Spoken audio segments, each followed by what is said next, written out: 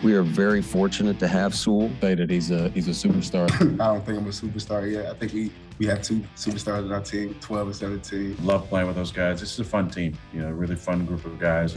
Merry Corbett, ATT. That's right, the Packers remain at the top. Aaron Rodgers broke a franchise record. The defense came up with the game-winning play, and the Packers are the #1 seed in the NFC. But for the second straight week, the Packers barely escaped with the victory. As the saying goes, a win is a win is a win. But with the postseason just weeks away, these close games become a bit more daunting.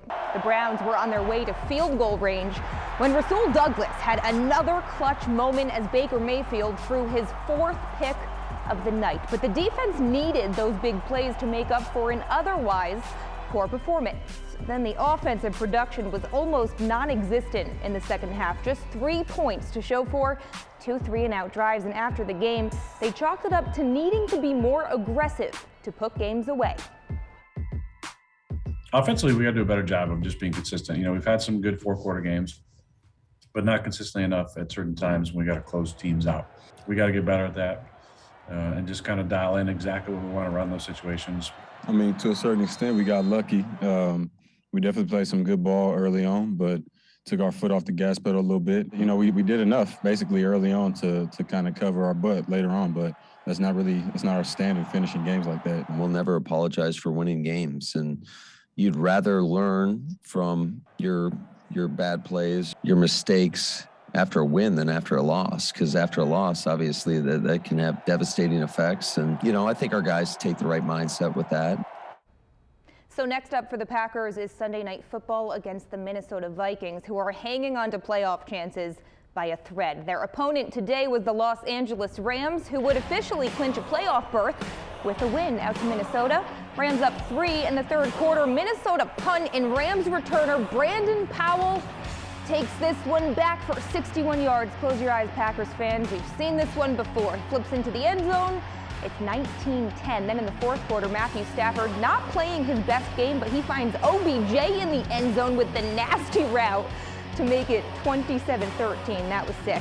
All right, it's a game, though, because Kirk Cousins and the Vikings, they're getting there. Lobs it up to KJ Osborne to pull within a score, but after field goals, the Rams recover the onside kick, and they take over first place in the NFC West, clinching a postseason spot with a 30-23 win. And the Tampa Bay Bucks staying in the thick of the top of the NFC race, visiting the Carolina Panthers. Tom Brady coming out with a vengeance after getting shut out by the Saints last week. Doesn't have a ton of guys on offense right now, but doesn't matter. Throws up a dime, 62 yards to Cyril Grayson, then finishes the drive with a touchdown to Cameron Brate. And then Tampa puts the game out of reach in the third quarter. Ronald Jones brings that one around, and in the Bucks clinch the NFC South with a 32-6 win. So let's take a look at the latest NFC standings. Now keep in mind the Cowboys are still taking on Washington right now. Dallas will likely win, so things will shift a bit, but right now the Rams moved up with a win while the Cardinals moved down to 5th place in the NFC after a loss to the Colts last night. But of course the Packers remain on top. The win was not the prettiest, but Aaron Rodgers breaking a franchise record was. Number 12's first touchdown of the game gave him the most touchdown passes in Packers history. We've got more on that next. The number 443 has an entirely new meaning for Aaron Rodgers. He made history at Lambeau Field Saturday, passing Brett Favre and breaking the record for the most touchdown passes in franchise history. Cody Krupp has more on the milestone and the emotions that came along with it. He remains in 5th place for most touchdown passes in NFL history, still 63 behind Brett Favre. But franchise-wise, Rodgers reached this feat in a shorter amount of time. It took him 211 games compared to Favre's 255. Check this, too. Rodgers has thrown just 93 interceptions throughout his career, while Favre threw 286 during his time with the Packers. Did you actually have symptoms with your bout with COVID? Like, did it actually affect you? A little bit, yeah. Did you lose sense of taste or smell or anything at that? Okay. I got too big of a nose. I smell everything. Oh, it's good to have him back. While Giannis Antetokounmpo was in the league's health and safety protocols, he spent his time away from the court watching movies in his basement.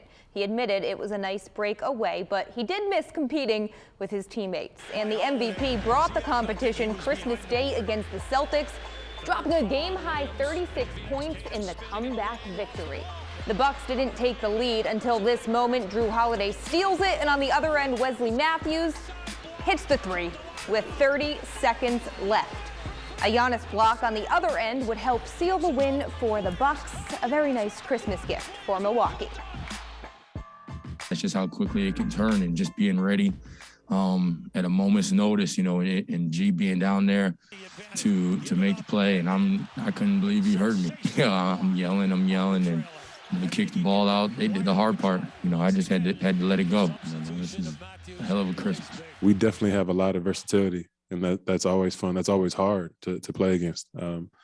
Guys who know how to play basketball, who make the right cuts, get into great spacing, can knock down a three, can make plays for anybody or even for themselves. So it makes the game real fun, and I feel like you felt that when we started making that comeback. That is 3 straight wins. The Bucks head to Orlando for 2 games against the Magic. First up is Tuesday night.